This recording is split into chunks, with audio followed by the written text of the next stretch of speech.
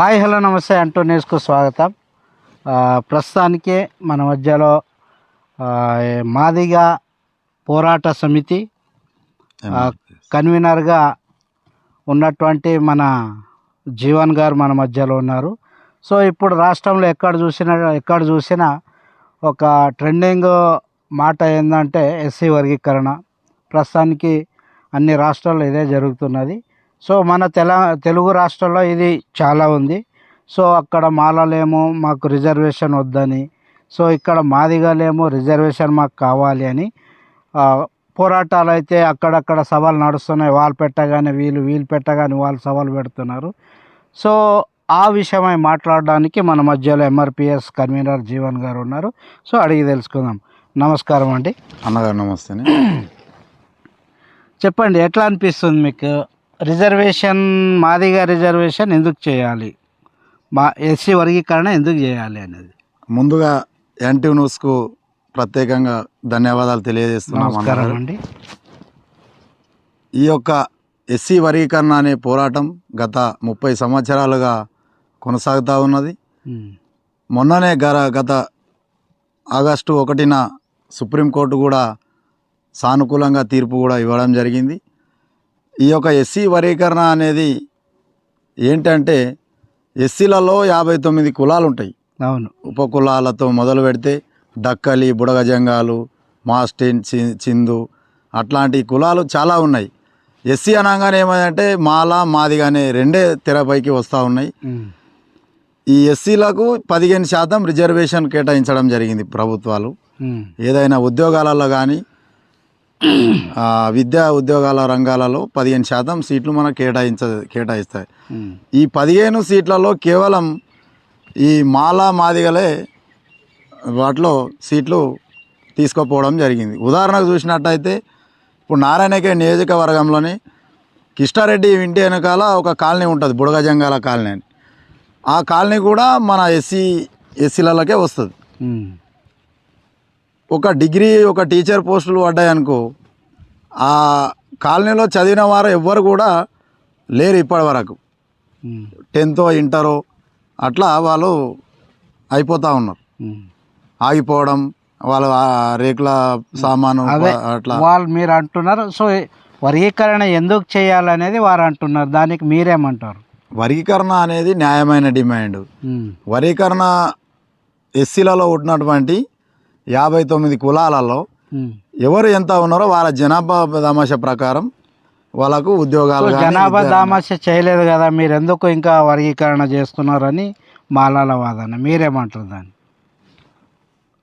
ఎస్సీలలో ఎక్కువ జనాభా మాదిగలు కలిగి ఉన్నారు. వాళ్ళకి ఏంటంటే మాదిగలకు ఎంత జనాభా ఉందో వాళ్ళకి అన్ని సీట్లు కేటాయించాలి. మాలలు ఎంత ఉన్నారో వాళ్ళకంత, బుడగజంగాలు ఎంత ఉన్నారో వాళ్ళకంత. ఆ విధంగా వర్గీకరణ చేస్తే అన్ని కులాలు కూడా లబ్ధి పొందుతాయి.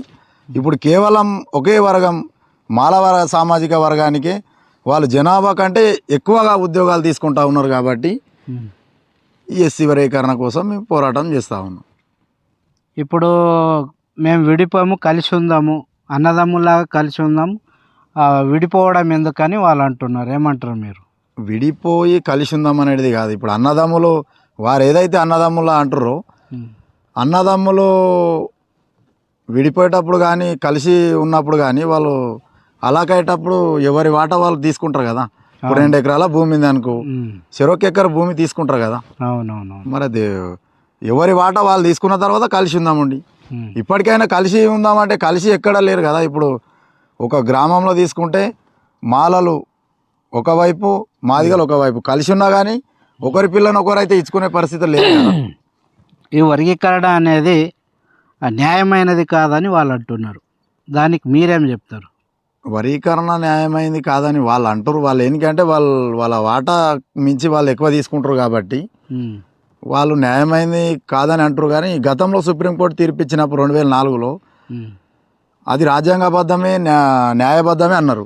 ఇప్పుడు సుప్రీంకోర్టు, అదే సుప్రీంకోర్టు మళ్ళీ మాదిగలకు అనుకూలంగా, వర్గీకరణకు అనుకూలంగా తీర్పిచ్చేసరికి ఇప్పుడు కాదని వాళ్ళే అంటున్నారు. సో వర్గీకరణ న్యాయబద్ధం అయినప్పుడు మరి 30 సంవత్సరాలు, ఒక 4 సంవత్సరాలు వర్గీకరణ అమల్లోకి వచ్చి మళ్ళీ ఎందుకు దాన్ని క్లోజ్ చేయడం, సుప్రీంకోర్టు ఆపేయడం జరిగింది? అంటే అప్పుడు గతంలో వాళ్ళ ఇన్ఫ్లుయెన్స్ ద్వారా వాళ్ళు సుప్రీంకోర్టుకి వెళ్ళడం, ఇక్కడ హైకోర్టు కొట్టివేయడంతో సుప్రీంకోర్టుకు వెళ్ళారు. సుప్రీంకోర్టు సుదీర్ఘ కాలం పాటు తీర్పు మొన్న వెలువడడం జరిగింది. ఇప్పుడు వాళ్ళు ఏమంటున్నారంటే, మీరు మా వాటా తీసుకుంటున్నారు, బుడగ జంగల వాటా కానీ మాదిగాల వాటా కానీ మాలలు తీసుకుంటున్నారని మీరు అంటున్నారు. సో మీరు వాటా అడగడం కన్నా చదవడం బెటర్ అని వాళ్ళు అంటున్నారు. చదివి ఓపెన్లో కొట్టండి, మీరు మాలన్న కన్నా మంచిగా చదవండి. మరి అట్లా అన్నప్పుడు మరి రిజర్వేషన్లు ఎందుకు? ఇక మనం ఓపెన్ కేటగిరీ పెట్టేస్తే అయిపోతుంది కదా. ఇప్పుడు ఎవరి ప్రతిభ ఆధారంగా ఎవరికి దమ్ము ఉంటే వాళ్ళే చూసుకుందాం అంటే మరి ఎస్సీలకు రిజర్వేషన్లు ఎందుకు? ఓపెన్లోనే ఇప్పుడు వాళ్ళతోని కొట్లాడి అంబేద్కర్ గారు బ్రాహ్మణ వర్గాలతోని ఏదైతే అగ్రవర్ణాలతోని కొట్లాడి రిజర్వేషన్లు సాధించి పెట్టిండు.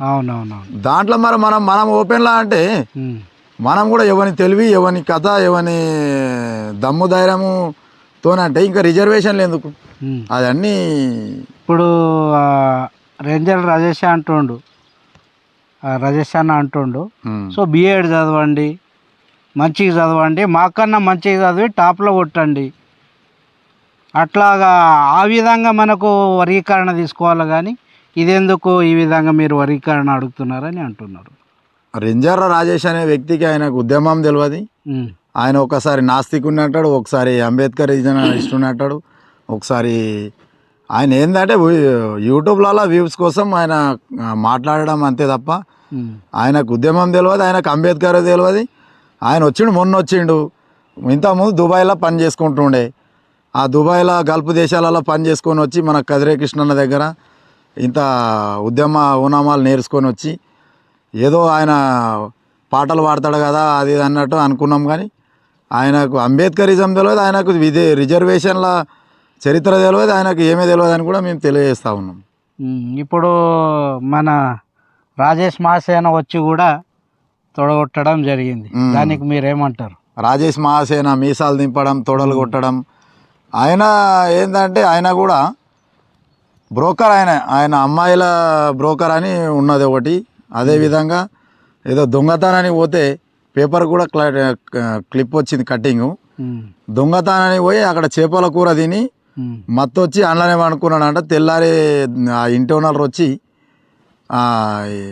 అప్పుడు ఆయనకు మందలు ఇచ్చేసరికి ఆయన మహాసేన రాజేష్గా గుర్తించి ఆయన దొంగలు కూడా ఈరోజు ఉద్యమాలు చేస్తూ ఉన్నారు. ఇక సమాజంలో ఈ తెలంగాణ ఆంధ్ర రాష్ట్రాలలో నిజాయితీగా పనిచేసే వాళ్ళకు విలువ లేదు. కానీ ఈ దొంగలు మొత్తం స్టేజీలలో వచ్చి ఈ మాల సోదరుల డబ్బులతోటి వాళ్ళ స్టేజీల మీద వచ్చి ఈరోజు వాళ్ళు మీసాలు దింపుడు, తొడలు కొట్టుడు, తొక్కుతామని అనేక అట్లాంటి మాటలు మాట్లాడుతూ ఉన్నారు. ఈ దొంగలకు మరి ఆ దొంగలది ఎన్ని రోజులు ఉంటారో చూస్తాం. ఇక దొంగలు ఎన్ని రోజులు ఉద్యమం చేస్తారు. సో అన్నదమ్ములాగా కలిసి ఉందామని వాళ్ళు అంటున్నారు. నాకు ఒక డౌట్ ఏంటంటే, నాకున్న డౌట్, సో కంచం ఒకటి కాదు, అవును, నా గల్లీ ఒకటి కాదు, అవును. సో ఎట్లా మీరు దీన్ని ఎట్లా చెప్పగలుగుతారు మీరు? మేమేంటంటే ఈ అనగారిన వర్గాలు ఏవైతే ఉన్నాయో ఈ ఎస్సీ షెడ్యూల్ క్యాస్ట్ కులాలకు అంబేద్కర్ గారు సాధించినటువంటి 15% రిజర్వేషన్లను కంచం పొత్తు, మంచం పొత్తు, ఒకరి పిల్లని ఒకరు నీయకున్నా, ఒకరొకరు ఇంట్లో తినకున్నా కానీ ఒక కలిసి ఉన్నాం. ఒక గల్లీలా, ఒక ఊర్లో, ఒక వెలివాడలో ఉన్నాం. ఆ వెలివాడలో ఉన్న మన అన్నదమ్ముల్లాగా మనం ఏదైతే రిజర్వేషన్లు ఉన్నాయో అవి ఎవరి జనాభా, మాదిగలు ఎంత ఉన్నారో 10% ఉన్నారు అనుకో, 10 మాదిగలకు, మాలలో ఒక 6% ఉన్నారు అనుకో, మాలలో 6%. ఏదైతే ఇంకా మన సోదర కులాలు ఉన్నాయో ఇవి ఉపకులాలు, బుడగ జంగాలు కానీ, డక్కలి, చిందు, మాల, మాస్టి, ఆ రకరకాల కులాలు ఇంకా అవి వెలుగులోకి రాలేవు. ఆ రెల్లి కులాలు కానీ అట్లాంటి కులాలకు వాళ్ళకు కూడా 1%, 2% అట్లా వాళ్ళకు కూడా ఇస్తే మనం అందరం కూడా అంబేద్కర్ ఫలాలు పొందిన. వాళ్ళు ఏమంటున్నారంటే రేంజర్ల రాజేష్ కానీ రాజేష్ మహాసేన కానీ రిజర్వేషన్ అనేది వివక్షకి ఇవ్వబడనేది, కులానికి కాదని వాళ్ళు అంటున్నారు. వివక్షతో పాటు ఇప్పుడు ఎస్సీ కులాలకు ఇచ్చిరు కదా, ఉమ్. ఎస్సీ కులాలు అందరికీ అదే కలిపి వివక్ష అంటరానితనానికి గురవుతున్నటువంటి వారికి ఈ రిజర్వేషన్ ఇచ్చిర్రు, కులానికి ఇవ్వలేదని వాళ్ళు అంటున్నారు. అసలు వాళ్ళకు బాబాసాహెబ్ అంబేద్కర్ గారు ఇచ్చినటువంటి ఈ రిజర్వేషన్ల మీద వాళ్ళకి అవగాహన లేదు. ఉమ్. గతంలో మొన్ననే ఇంటర్వ్యూలలో గౌరవ మాన్యశ్రీ మందకృష్ణ మాదిగ గారు ఉమ్. అంబేద్కర్ వాల్యూమ్ని చూపించడం జరిగింది. ఎవరైతే ఎవరి జనాభా వాళ్ళకు అంతున్నదో వాళ్ళకు ఎక్కువ కూడా తీసుకోవద్దు, తక్కువ కూడా తీసుకోవద్దు. ఉమ్. జనాభా ప్రాతిపదికన జనాభా దామాషా ప్రకారం ఎవరి వాటా వాళ్ళు తీసుకోవాలనేది ఉమ్. అంబేద్కర్ గారు ఆనాడే చెప్పిండు. కాదు, ఇప్పుడు వివక్ష అంటున్నారు. ఇప్పుడు మాదిగా, డక్కలి, రెల్లి, సింధు, బుడగజంగ దీంట్లో వివక్ష లేదంటారా? ఉన్నది కాబట్టే కదా ఇప్పుడు వాళ్ళకు విద్యా రంగంలో కానీ, ఉద్యోగ రంగంలో కానీ, రాజకీయ రంగంలో కానీ ఎక్కడున్నారు వాళ్ళు? రాజకీయాలలో కూడా ఎక్కడున్నారు? ఉమ్. అందుకే వాళ్ళకు ఇప్పుడు నేను అడుగుతున్న మిత్రులారా, వివక్షకి ఇస్తున్నారు అని అంటున్నారు, వాస్తవమే. వివక్ష అన్నప్పుడు డక్కలికి మాకు పటేల్ అంటారు, మాదిగలకు పటేల్ అంటారు. ఆవు. సో ఆడ వివక్ష ఉంది కదా. బుడగజంగాలకు వాళ్ళ పిల్లని మేము చేసుకోం, మా పిల్లను వాళ్ళకి ఇయ్యం, మీ పిల్లను వాళ్ళకి ఇయ్యరు. అవును. రెల్లి కానీ, ఇంకో కులం కానీ, సో మాల కానీ, సో ఈ ఈ ఈ విధంగా చూసినప్పుడు వివక్ష ఉన్నట్టే కదా. ఈ భారతదేశంలో ఉన్నటువంటి 6,000 కులాలు ఉంటాయి. ఉమ్. దాదాపు ఎస్సీలలో 1,200 కులాలు ఉంటాయి. ఇక్కడ తెలంగాణలో 59 కులాలు ఉంటాయి ఎస్సీ క్యాస్ట్. దాంట్లో ఇంట్లో ఒక కులానికి అంతరాలు ఏర్పడ్డాయి, అభ్యంతరాలు ఉన్నాయి, వివక్షత ఉన్నది. మాలోళ్ళు మాదిగోళ్ళకి చేసుకోరు, మాదిగోళ్ళు మాలోళ్ళకి చేసుకోరు, ఇంకా ఈ ఉపకులాలకు. కాకపోతే ఏంటంటే ఏదైతే అంబేద్కర్ సాధించిండో ఆ రిజర్వేషన్ల ద్వారా విద్య దొరికి ఉద్యోగాలలో వాటా సంపాదించుకొని ఆర్థికంగా, రాజకీయంగా ముందుకెళ్ళాలనేది ఈ రిజర్వేషన్ల యొక్క అంతిమ లక్ష్యం. సో ఆ కులాల్లో వివక్ష ఉన్నప్పుడు ఇప్పుడు మాల సోదరులు చెప్తున్న ప్రకారం వివక్షానికే రిజర్వేషన్ ఇచ్చింది అని చెప్పిన ప్రకారం ఈ కులాల్లో కూడా వివక్ష ఉన్నది. మరి వీళ్ళకి రిజర్వేషన్ అవసరమే కదా. అదే అంటున్నా, ఇప్పుడు ఆ రిజర్వేషన్ల ద్వారా అందరూ లబ్ధి పొంది అందరూ కూడా ఉన్నతంగా ఎదిగి విద్యాపరంగా కానీ, ఆర్థికంగా కానీ, సామాజికంగా అన్నీ ఎదిగినప్పుడు సమాజం ఏర్పడుతుంది. నువ్వు ఒకటే ఎస్సీలలో ఉన్నటువంటి గంపగుత్తగా మేమే తింటాం. ఇప్పుడు 15% రిజర్వేషన్ ఉంది. దాంట్లో అన్ని కులాలకు ఎవరి వాట వాళ్ళకు ఇప్పుడు ఒకటే ఇస్తారు వేసి అందరికి తినమంటే అలా బలవంతుడు ఎవడు ఉన్నాడో వాళ్ళే తింటారు. అవునవును. అదే ఇప్పుడు మాలలో ఇంత ఉన్నారు, మాలలకు ఒక ఇస్తారులా వాళ్ళకి పెడతాం, వాళ్ళ కులాలకు సంబంధించి వాళ్ళే తింటారు. మాదిగోళ్ళు వాళ్ళు ఎంత ఉన్నారో వాళ్ళు, ఇంకా మిగతా డక్కలి, బైండ్ల, ఈ బుడగజంగాలు, చిందు, ఇంకా మాస్టిన్ చాలా ఉంటాయి, దాసరి, ఆ కులాలకు కూడా వాళ్ళ జనాభా ప్రకారం వాళ్ళకు కేటాయించేస్తే వాళ్ళు అక్కడ ఉన్నటువంటి విద్యావంతులు వాళ్ళు ఉపయోగించుకొని వాళ్ళు బాగుపడతారు. అంతేగాని ఇక్కడ ఎవరికి ఎక్కువ అవ్వద్దు, ఎవరికి తక్కువ అవ్వద్దు, ఎవరి జనాభా ఎవరి వాటా. నష్టం ఎవరికి జరుగుతుంది అంటున్నారు. ఇక్కడ నష్టం ఎవరికి జరుగుతలేదు. ఈ మాలా వర్గం ఒక వర్గం ముందస్తుగా విద్యను అభ్యసించి కొంత వాళ్ళు ముందున్నారు కాబట్టి రిజర్వేషన్లు ఉపయోగించుకొని వాళ్ళే అభ్యంతరం తెలియజేస్తారు. కానీ వాళ్ళకే నష్టం ఉంది. వాళ్ళకేం నష్టం లేదు, వాళ్ళ వాటా కంచే నష్టం లేకపోతే వాళ్ళు ఉద్యమమే చేయరు. ఇప్పుడు వాళ్ళకంటే ఎక్కువ తీసుకుంటా ఉంటారు, వాళ్ళకంటే ఎక్కువ లబ్ధి పొందుతూ ఉన్నారు కాబట్టి వాళ్ళు మా వాటా పోతున్నదని వాళ్ళు బాధతోటి. ఇప్పుడు బుడగజంగాలు ఉన్నారు నారాయణఖేడ్లో, వాళ్ళు కూడా మొన్న కమిషన్కి వచ్చి ఇవ్వడం జరిగింది. ఏది మన రిపోర్టు ఏకసభ్య కమిషన్కు.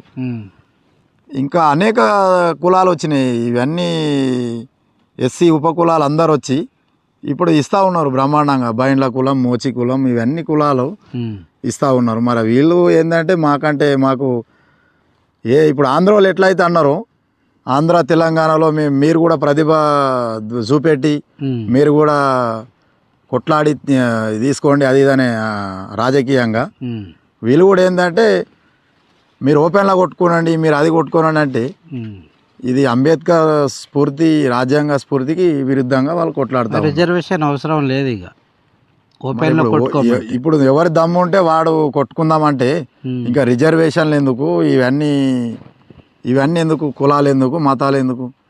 వీళ్ళు వెనుకబడ్డరు కాబట్టి వేల సంవత్సరాలుగా వీళ్ళకి ఆనాడు అంబేద్కర్ గారు కొట్లాడి సాధించి పెడితే ఈరోజు వాళ్ళే అగ్రకులాల కంటే ఎక్కువగా పొంది వాళ్ళే ఆ విధంగా మాట్లాడడం అంటే వీళ్ళు ఇంకా అంబేద్కరిస్టులమని ఈరోజు చెప్పుకోవడం వీళ్ళు కూడా మేము సిగ్గుసేటని తెలియజేస్తున్నాం. సో చివరిగా ఏంటంటే మా మందకృష్ణ మాదిగ గారు 27 నుంచి ఏదో ప్రోగ్రాం పెట్టినట్టున్నారు. విజయోత్సవమా లేక సావుడప్ప, ఏం చెప్తారు దాని విషయంలో? జనవరి 27 తారీఖున 1000 గొంతుకలు 1,00,000 డప్పులతోటి ఈ యొక్క తెలంగాణ రాజధాని అయినటువంటి హైదరాబాద్ను నెక్లెస్ రోడ్ నుంచి మొత్తం అంబేద్కర్ ఏదైతే ట్యాంక్ బండ్ మీద విగ్రహం ఉందో మొత్తం బంధించబోతున్నాం. మాదిగల యొక్క విజయోత్సవ సభ ఏదైతే ఈ ప్రభుత్వం, తెలంగాణ రాష్ట్ర ప్రభుత్వం, రేవంత్ రెడ్డి సర్కార్ ఎస్సీ వర్గీకరణ ఎంబడే ఇప్పుడు కమిషన్, ఏకసభ్య కమిషన్ పూర్తి కాబోతూ ఉన్నది. జిల్లాలు మొత్తం తిరిగి రిపోర్ట్ రాగానే వెంటనే ఎస్సీ వర్గీకరణ చేపట్టాలని కోరుతా ఉన్నాడు. ఎస్సీ వర్గీకరణ వెంటనే చేస్తావా, లేకుంటే చేస్తే విజయోత్సవ సభ, చేయకపోతే సాగు డప్పుల మూత అనేది కూడా మోగిస్తామని తెలియజేస్తున్నాడు. ఇది ఇవాల్టి జీవనన్నతోని ముచ్చట్లు. ఏదైతే సుప్రీంకోర్టు తీర్పు ఇచ్చిందో దానికి మీరు ప్రభుత్వం అనేది సానుకూలంగా స్పందించి వరీకరణ చేస్తే విజయోత్సవాలు జరుపుకుంటాము. లేదా అంటే ప్రభుత్వానికి సావుడప్పు కొడతాము, గద్దె దించాము అనేది మాట మాట్లాడుతున్నారు మన మాదిగ సోదరులు. ఇది ఇవాల్టి జీవన్ గారితో ముచ్చట్లు. థ్యాంక్ యూ అండి. Thank you.